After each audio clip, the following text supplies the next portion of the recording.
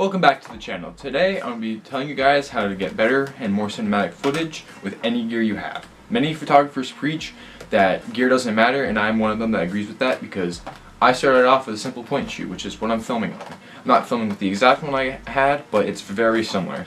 I'll give you 4 or 5 tips to make your footage look cinematic no matter what. And I was looking at analytics on my YouTube page and noticed that 100% of you guys are not subscribed. So if you would be so kind and subscribe, there's the subscribe button on one of these sides. It's a red button. Hey, it doesn't hurt, doesn't cost you anything, and that'd be great. So let's get into tip number 1. Now, no matter what gear you use, whether it's a high-end DSLR like this or a simple point and shoot or your phone, one tip that has made my footage look extremely cinematic is that getting a shot that is backlit by the sun, whether it's a flower, person, just always looks super cinematic. Now, you're gonna need most of the time a mostly manual setup for that, because it will a lot of times they will either try to make it look like a silhouette, or focus on the background, which you'd like the nice bokeh. But yeah, it's always, you see in these little short films that it's always great and it looks really cinematic. Alright, tip number 2. For tip number 2, this only applies to interchangeable lens cameras, but using vintage lenses makes it look, they're kind of hazy, always not the sharpest, which tends to give it a nice cinematic look. For a little short film I posted recently, and some clips are probably going to be in this, yet it makes them look super nice, and they're relatively inexpensive. I have another YouTube video up here, or here, I don't know, of how to, or why film lenses are your best option when starting off in photography. And I'm not going to spoil it for you guys, so make sure to watch that after you finish this video. So, another perk of these is that manual lenses, so you get to choose how it looks in manual focus. Only downside with these, I'm going to give a little spoiler, is that they can't focus to infinity due to imperfections with how to film or with focusing. So yeah. And tip number 3.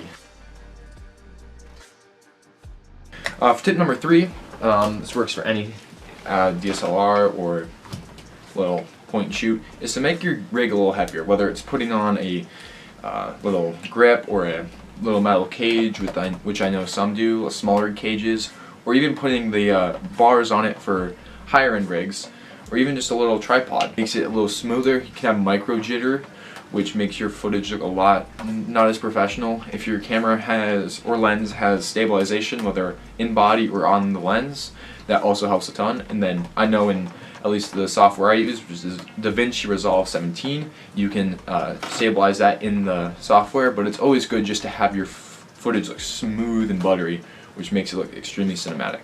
Alright, on to tip number 4.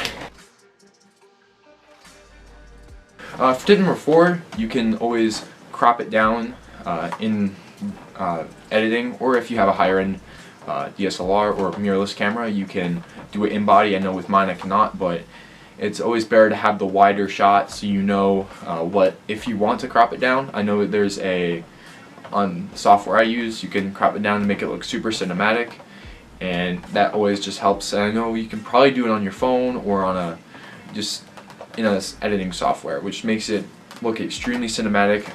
I know with many films or in movies, if they're on the more artsy side, I'm not certain about like the Marvel movies or DC, because I'm not a huge fan. Now, if you are a huge fan and I have no idea about that, let me know in the comments, because I'm uncultured in certain ways. But if you do that in the editing software, it's extremely beneficial, and it makes it just a step up. Now, along with that, color grading makes it look extremely nice.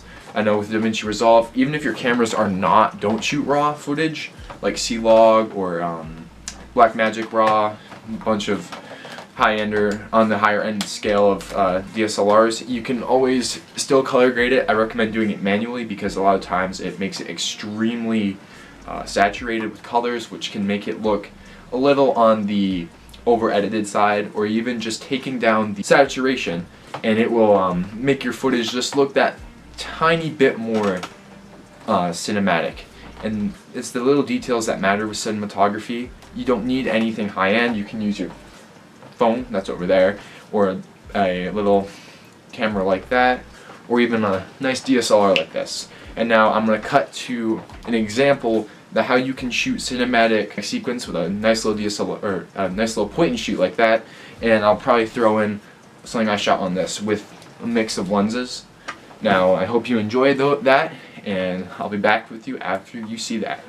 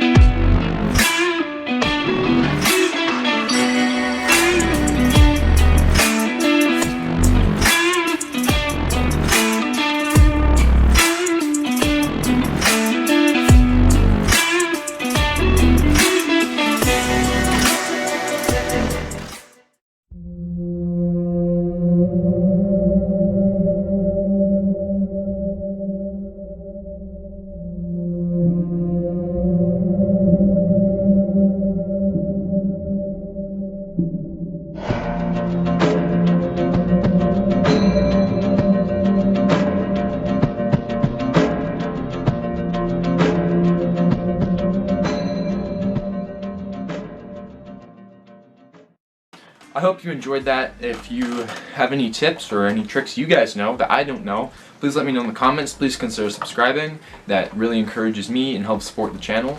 If I get to 100 subscribers, hey, something fancy might happen. And I hope you enjoy. If you ever have any questions, you can always email me. I put my channel's email down there in the description. And I hope you enjoyed today's video. See you again next time.